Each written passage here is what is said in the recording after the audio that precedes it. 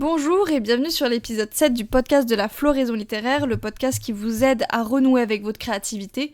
Aujourd'hui, je reviens avec un nouvel épisode qui, je l'espère, sera un petit peu plus court, puisque pour cette rentrée, je vais essayer peut-être de vous proposer un autre format autour de mes podcasts, c'est-à-dire des formats peut-être plus courts, autour d'une dizaine de minutes, mais de manière plus régulière, donc pourquoi pas de manière mensuelle, et qui remplacerait peut-être également les articles de blog qui, je le vois bien, vous intéressent un peu moins que les podcasts, et je peux tout à fait l'entendre. C'est plus simple d'écouter un petit podcast à n'importe quel moment de la journée plutôt que de vraiment s'asseoir pour lire un article.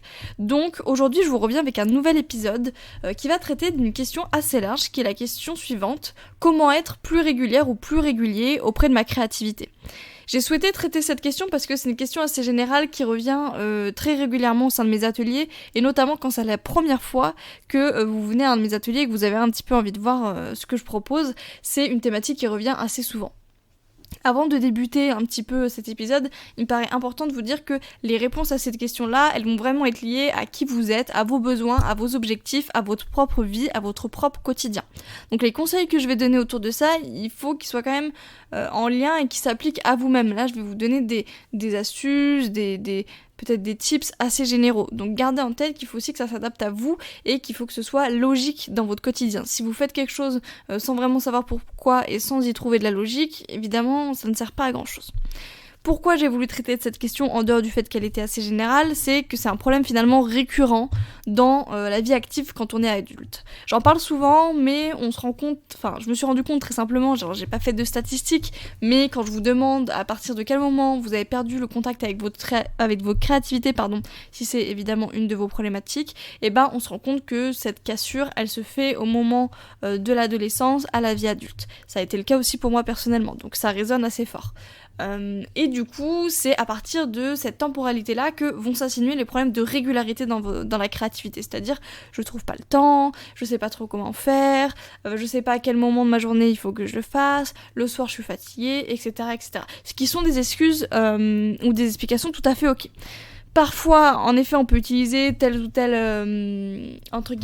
raison pour justement se trouver une excuse et ne pas aller au-delà de notre zone de confort, mais parfois c'est une réelle problématique de ne pas savoir comment être plus régulière auprès de sa créativité, et le fait d'être assez perdu et de se sentir parfois un peu seul autour de cette problématique, ça va faire que on va pas du tout se lancer, parce que des fois on peut se dire dans notre esprit mieux vaut ne pas se lancer que de se lancer et que ça rentre pas bien. C'est une pensée limitante, vous vous en doutez bien. Pourtant, on sait, et là de manière très psychologique, alors souvent je vous rabats un petit peu l'esprit avec le côté très psychologique, mais c'est important pour moi que dans mes actions, vous compreniez autant le côté parfois un petit peu développement personnel, spirituel, autant le côté très terre-à-terre de la créativité, parce que la créativité, ce n'est pas qu'un pan de développement personnel, c'est une réelle compétence humaine et parfois animale, et du coup on sait que la créativité elle est comparée à un muscle, c'est-à-dire que le muscle, plus vous faites de sport, plus vous allez avoir des biceps tendus et durs et gros et forts. C'est exactement la même chose avec la créativité. Plus on va créer, plus on va laisser de l'espace à sa créativité, plus on va l'utiliser, plus ça va être facile pour nous de reprendre ce contact-là et de trouver des moyens pour faire en sorte qu'elle soit plus régulière. Donc finalement cette peur de se dire je vais pas faire parce que je risque de mal faire, finalement elle est fausse, dans le sens où on sait que au contraire, pour être plus régulier auprès de sa créativité, il faut entre guillemets j'allais dire se forcer, mais c'est pas le terme, mais il faut réussir à avoir ce contact régulier, même si pendant 1-2 semaines, ce que vous faites, imaginons de l'écriture, ce que vous écrivez pendant 1 ou 2 semaines vous convient pas, vous trouvez ça nul, vous trouvez ça pas bien tourné, etc. Le fait est que vous êtes en train de créer, et c'est déjà très bien. Je vous propose d'aller directement dans la petite catégorie conseils, parce que finalement c'est ce qui vous intéresse généralement, et moi c'est ce qui m'intéresse de vous partager dans ces épisodes de podcast un petit peu plus courts où je suis la seule à avoir la parole. Les conseils que je peux donner, c'est des conseils que je donne en atelier, c'est des conseils qui sont liés à ma propre expérience, donc triez dans cette liste de conseils et trouver le ou les conseils qui vous parleront plus. Tout d'abord, ce que généralement je conseille quand on est autour de ces thématiques, c'est d'essayer de se prévoir des moments créatifs dans son agenda. Je sais qu'en tant qu'adulte, on a tous plein de choses à faire, le travail, le côté professionnel, s'occuper de sa famille, s'occuper de son quotidien, de son appartement, le ménage, les courses, etc. Et souvent, on peut ne pas se donner ce temps créatif en se disant bah écoute, non là j'ai pas le temps, c'est pas du tout ma priorité, etc. Sauf que bah évidemment, on en a déjà parlé, votre bien-être, je pense que c'est une de vos priorités, du moins je vous le souhaite, et du coup pour réussir à être plus régulier dans sa créativité, une des astuces c'est de se prévoir dans son agenda ces moments créatifs. Comme si c'était un rendez-vous chez le médecin, chez l'ostéopathe, où vous voulez, vous vous mettez ce petit temps, je sais pas, écriture, peinture, danse, chanson, tout ce que vous voulez, théâtre. Voilà, on est lundi, je suis en train de faire mon petit plan de la semaine, et bah mardi à 18h, je sais que je vais me laisser 1 heure où je vais écrire. Vendredi, toute la soirée, je vais me laisser une petite soirée tranquille, comme ça je pourrai continuer de peindre ou faire ce que vous voulez. Et vous le notez, même si vous le gardez à l'esprit et que vous n'êtes pas obligé de regarder votre agenda pour savoir que vous avez envie de faire ça ou que vous avez prévu de faire ça. Mais le fait de le noter, déjà, vous donnez un aspect sérieux à votre créativité et vous prenez au sérieux ce recontact créatif. Et ça c'est important, parce que je sais qu'on a tous des agendas souvent très remplis, et du coup ça peut être parfois, entre grosses guillemets, notre excuse de se dire bah écoute, non là j'ai pas le temps, là tu vois je suis en réunion toute la journée, je finis à 18h, et bah rien n'empêche que voilà, vous notez dans votre agenda, de 20h à 21h, je suis en train de répéter ma pièce de théâtre. Un exemple très concret. Ça peut être une solution. Moi, c'est pas quelque chose que je fais parce que l'agenda, j'essaie vraiment de le catégoriser à ma vie professionnelle, mais parce que au contraire, étant donné que j'ai cette régularité en tête, je sais que moi par exemple l'écriture ça intervient de 20h à 21h tous les soirs, et quand je peux pas écrire le soir, et bah soit je fais sauter mon instance créatif de temps en temps, ce qui n'est pas une fatalité, attention on va en reparler après, ou sinon j'essaie de la décaler dans la journée. Voilà, si je sais que le soir à 20h 21h je peux pas parce que j'ai un atelier, j'ai un repas avec des amis ou quoi que ce soit, et bah soit j'écris un petit peu plus tôt dans la soirée, soit j'écris entre midi et 2, soit je me dis bah voilà, de temps en temps j'écris pas, parce que ça fait du bien aussi de faire quelques pauses dans sa pratique créative. La pause et le repos fait partie du processus créatif de manière tout à fait psychologique. Là je vous parle vraiment de science, la pause que vous allez vous offrir en créativité est bénéfique. Du coup, le deuxième conseil que je vous donnerais, ça serait de trouver la temporalité qui vous convient pour ce recontact créatif. C'est-à-dire, il n'y a pas forcément une obligation que ce soit 1 fois par jour. Moi, souvent en atelier, on me dit « Ah non, mais moi, je peux pas prendre le temps d'écrire 1 fois par jour. En plus, je suis fatiguée, puis j'ai des enfants, etc. » Ce qui est tout à fait normal. La temporalité qui vous conviendra est la vôtre. C'est-à-dire que moi, ma temporalité, c'est vrai que davantage, j'aime bien écrire 1 fois par jour, parce que c'est vraiment ce que ça me fait du bien. Il y a des semaines où mon planning est trop complet, où je suis fatiguée, où je suis malade, ou pour X raisons, qui vont faire que finalement je vais avoir écrit 2-3 fois dans la semaine. Ça, je vais y ressentir. Là, vous voyez, en enregistrant ce podcast, je me rends compte que ça fait 2 semaines que j'ai des semaines très remplies et que je peux du coup moins écrire, et je suis plutôt à 2-3 séances par semaine, et je me rends compte sur mon bien-être que ça a des incidences. Et du coup, là, moi, je suis complètement dans une phase de réorganisation pour pouvoir me permettre d'avoir davantage de temps pour écrire malgré des semaines plus remplies. Donc ça, c'est ma propre temporalité. J'ai des amis, leur temporalité, c'est de peindre le week-end. Mais par contre, du coup, ils vont pas peindre la semaine, mais le week-end, ils vont avoir soit une journée entière, soit le dimanche est consacré qu'à ça, soit une après-midi qui est consacrée à ça. Voilà. La temporalité même, donc c'est-à-dire la durée de vos séances créatives, c'est pareil, c'est la vôtre. C'est-à-dire que moi, j'ai besoin d'1 heure, 1h30, voire 2 heures pour vraiment me mettre à fond dedans. Il y a d'autres personnes pour lesquelles écrire 30 minutes tous les jours, ça va suffire. Écrire 15 minutes tous les jours, ça va suffire. Ou d'autres personnes qui vont écrire 1 fois par semaine, mais ça va être pendant 2, 3, 4 heures. Ça, c'est à vous de tester. Je vous invite à y tester. Moi, je sais que le cadre 1 heure, 1h30 me convient, dans le sens où j'ai besoin d'un peu de temps pour me mettre à fond dedans, et que généralement, là où je vais être le plus fière de mes textes, ça va être un petit peu à la fin de mes séances d'écriture. Donc c'est pour ça que moi, je sais qu'il me faut, en tout cas actuellement, une grande phase d'écriture lors de mes séances. Et ça, pareil, c'est avoir en tête que vos besoins que vous allez trouver, que vous allez découvrir, ils sont actuels. Et donc ils sont mouvants. Rien n'empêche que moi, dans un mois, je vous reparle et je vous dis, bah non, finalement, je me suis rendu compte qu'une fois par jour, ça m'allait plus avec mon planning de la rentrée. Donc j'écris plutôt peut-être 2-3 fois par semaine. Par contre, j'ai décidé parfois de réduire mes journées de travail, peut-être d'une heure pour avoir plus de temps, etc. Mais les rattraper ailleurs, etc. Ça, vraiment, prenez le temps d'y réfléchir. Je sais que c'est un peu pénible, que c'est organisationnel, etc. Et que parfois on peut se dire, oui, enfin bon, je vais pas faire tout ça juste pour avoir un peu plus de temps pour peindre.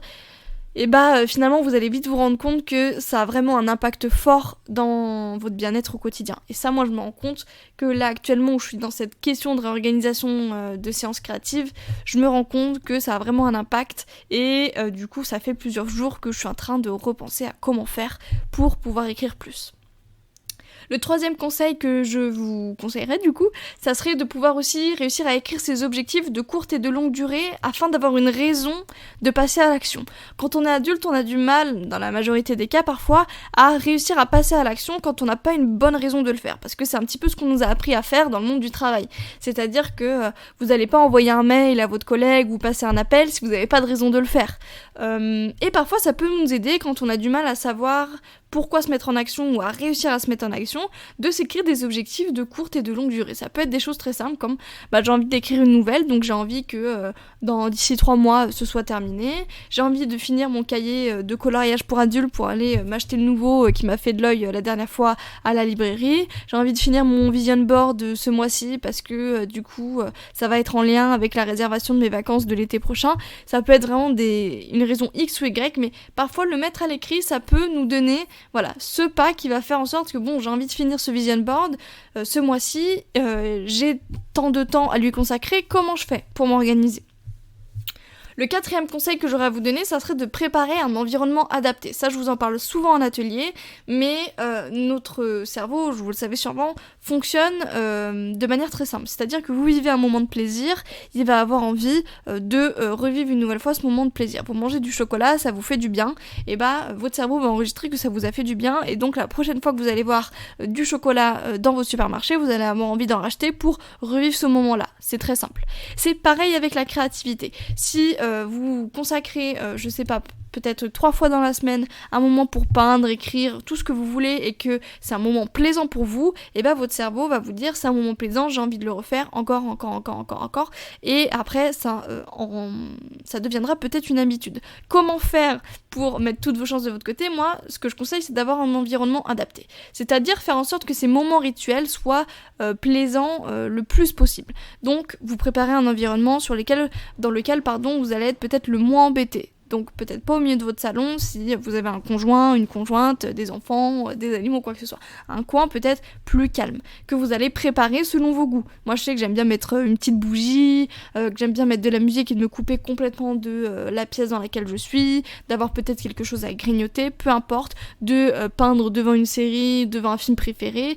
Ça c'est vous encore une fois qui allez décider selon vos besoins. Mais cette préparation d'environnement, ça peut paraître des petits détails de rien du tout, et pourtant je trouve que ça aide vraiment, en tout cas, à vous donner envie de revenir vers cet espace le lendemain ou le surlendemain, et surtout avoir envie d'y rester.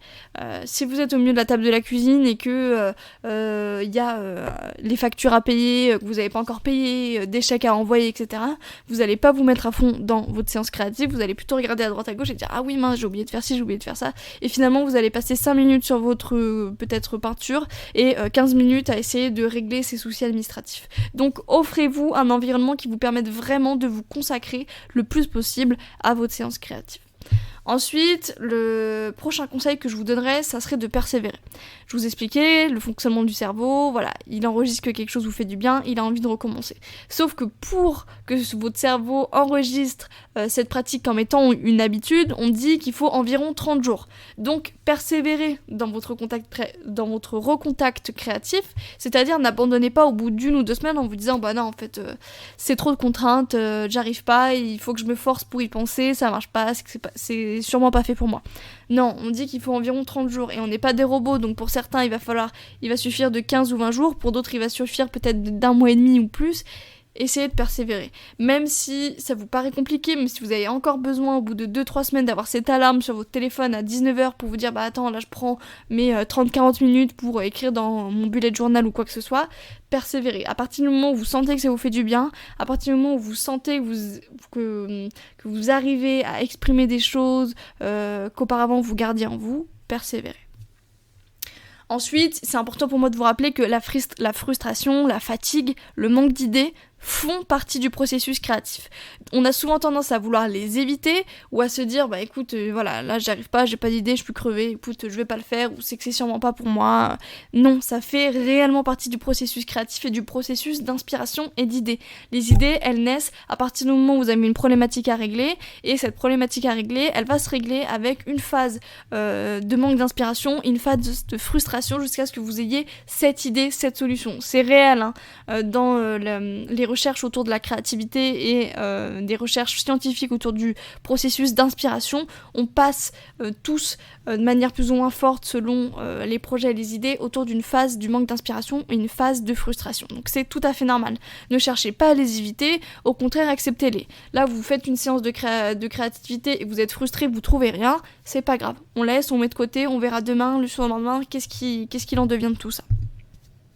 Enfin, l'avant-dernier conseil que je vous donnerais, c'est de réussir à expérimenter plusieurs pratiques. Faites des découvertes, ne vous glissez pas dans un carcan, parce qu'il y a 20 ans, ce que vous aimiez faire, c'est la peinture, et donc du coup, là, vous essayez de persévérer, mais c'est plus du tout en lien avec ce que vous aimez faire. Non, bah, essayez d'aller voir autre chose, essayez de la céramique, de la poterie, essayez de l'écriture, du chant, du piano, tout ce que vous voulez, essayez de faire des découvertes. La créativité, c'est aussi la liberté de découvrir les choses, et même si 2 semaines plus tard, vous revenez à votre médium créatif favori qui est par exemple la peinture, et bah le fait d'avoir pris peut-être 1 ou 2 cours de piano entre temps, ça vous aura permis de vous inspirer.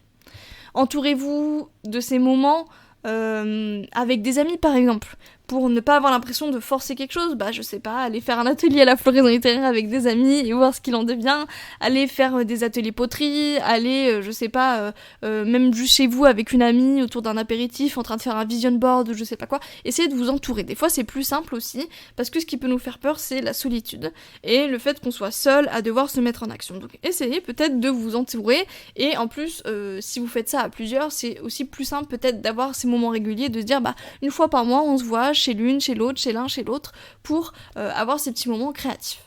Et enfin, le dernier conseil que je vous donnerais, ça serait de vous écouter. Écoutez-vous. Ne forcez pas les choses pour vouloir absolument devenir quelqu'un de créatif. Je vous ai déjà parlé en plus de la notion d'être créatif. On a tous la créativité en nous, on est tous créatifs, on l'exprime juste à des degrés et de manière différente. Écoutez-vous, si les conseils que je vous ai donnés ne vous parlent pas du tout, ne les appliquez pas, je vous en conjure, ne les appliquez pas sans y réfléchir un minimum et juste pour faire en sorte de voir ce qu'il en devient. Essayez de faire en sorte, la créativité c'est du sens, c'est du bon sens, c'est-à-dire vous faites des séances de créativité pour tenter de vous faire du bien, d'exprimer des choses, etc.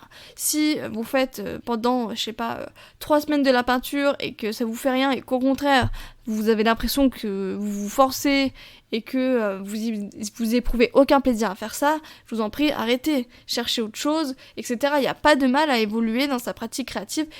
Restez à l'écoute de vos ressentis. Voilà. La créativité, c'est être en lien avec le plus profond de soi-même pour moi, et c'est donc être en lien avec ses propres ressentis. Prenez le temps d'écouter vos ressentis. Moi, c'est souvent quelque chose que je fais en amont et après mes séances d'écriture. C'est un petit peu avant, bah voilà, je me prends, mais ça prend 30 secondes. Hein. Ça me prend 30 secondes de me dire, bon, comment je vais aujourd'hui ? Bon, bah là, je sens que je suis un peu crevée, j'ai une grosse journée. Bon, je sais que je vais sûrement pas faire 2 heures d'écriture, je vais en faire 30, et puis voilà. C'est mal écrit selon moi, c'est pas grave. Au moins j'ai écrit, au moins j'ai persévéré et je me suis quand même fait en sorte d'être régulière dans ma pratique. Au contraire, vous écoutez, bah là je vais plutôt très bien, j'ai super envie de finir cette peinture, ce coloriage. Bon, et bah je vais essayer de faire en sorte que je puisse avoir ce temps-là pour moi, j'ai 1 heure devant moi, je me coupe, j'éteins peut-être mon téléphone pour pas être perturbée et j'y vais à fond. Écoutez-vous, il n'y a pas plus de conseils que ça. Souvent on me demande mais comment faire, etc. Moi je vous donne les petits conseils que je vous ai donnés auparavant, mais le conseil primordial pour moi ça serait de vous écouter. écouté. Je vous remercie pour cette écoute. Alors, il fait quand même 19 minutes. C'est super. Je voulais faire quelque chose de court. Je vous dis à très bientôt. Je vous invite à regarder mon site internet lafloraisonlittéraire.fr pour découvrir mes différents ateliers d'écriture et de créativité sur Lyon. Je vous invite également à découvrir mes différents épisodes de podcast sur ma chaîne YouTube ainsi que sur mon site internet. Et je reste à votre écoute au moindre conseil. À très vite.